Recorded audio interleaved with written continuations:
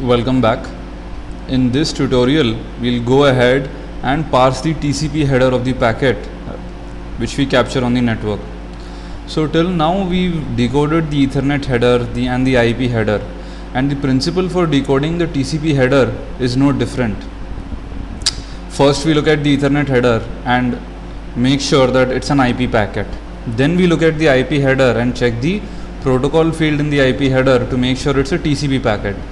If so, then we find the location of the TCP header from where it starts, and from that point onwards we cast the packet as a TCP packet, or basically more of we cast the header, and then from there on we basically print whatever fields in the TCP header we are interested in looking at. So with this as the base, let's quickly look at the program. The difference between this program and the previous one, which decoded till the IP header, is that the addition of a new function called parse TCP header. This is the only new function which has been added. Now note that once again we see a new structure, struct TCP HDR or struct TCP header. Now to find out what this structure contains, let's quickly open up linux/tcp.h.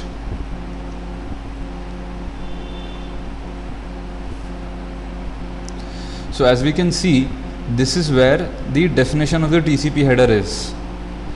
Source is nothing but the source port, destination is the destination port, sequence is the sequence number, ACK_SEQ is the acknowledgement number.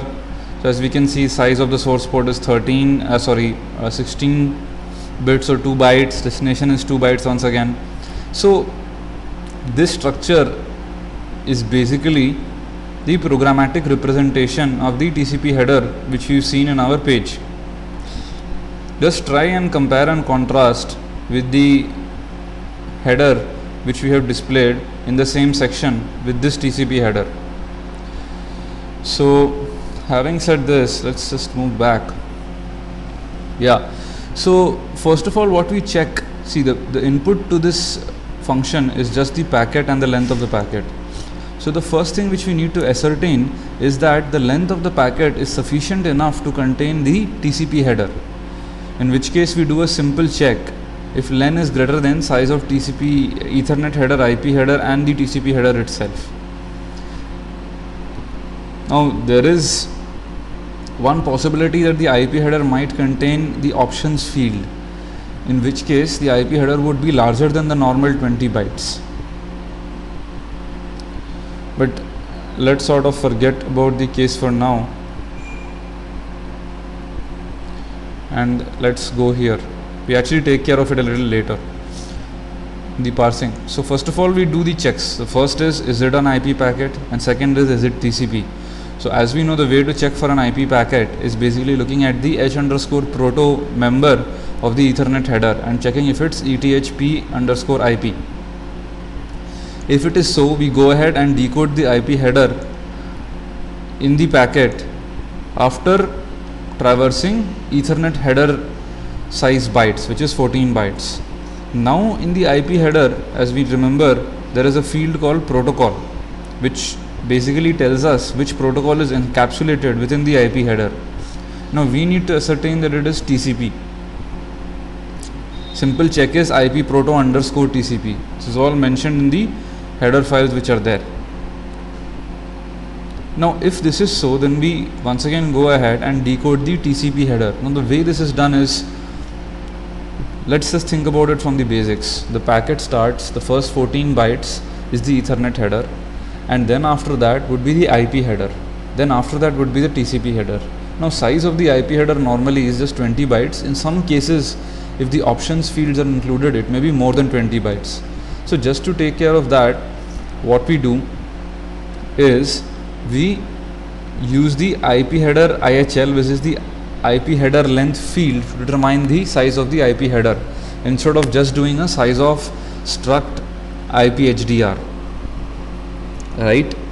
Now the speciality of the IHL field is that it does not contain the number of bytes, but it actually contains the number of double words which are there, that is the number of 4-byte integers which can be put into the IP header. So what we have to do is we have to multiply this number by 4 in order to get the total number of bytes of the IP header.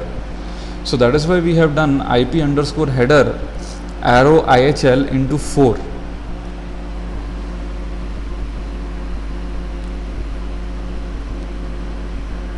So once we have done this, we are basically at the TCP header.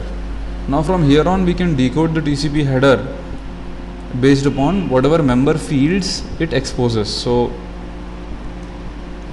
we can see here we have what we are interested currently is just in the source and the destination, both of which we can print out. So we are printing the source and we are printing the destination port address. Now note that the source and destination port are nothing but 16 bits, which is 2 bytes or a short integer. That is why we use N2OHS, that is network to host short conversion. If it's not a TCP packet, we just print it's not a TCP packet. So once again, summarizing, in this whole decoding thing, what is very important is to find out where a header starts from, and this information is normally there in the previous header.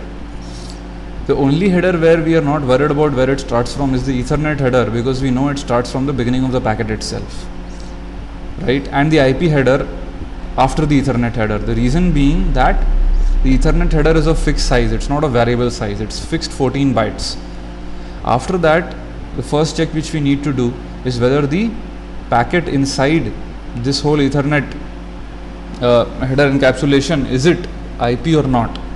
That check is done. If it is IP, then we go ahead, what is basically IP carrying? Is it TCP, is it UDP, is it some other protocol, ICMP, what is it? So that check is done by the IP header protocol field, and we check if it's TCP. If it was UDP, it would have been IP proto underscore UDP. Now once this is done, we ascertain the size of the IP header itself, because only after that would the TCP header start. Now the correct way of doing it, given that options field in the IP header might occur sometimes, is to use the IHL field of the IP header. IHL is nothing but the IP header length field. Now this does not contain the exact number of bytes, but actually contains the number of 4 bytes which are there in the header. That is, if the header, let's say, is of size 20, then IHL would be 5, basically the number of double words. So after this, we go ahead and decode the TCP header. Let's run this program.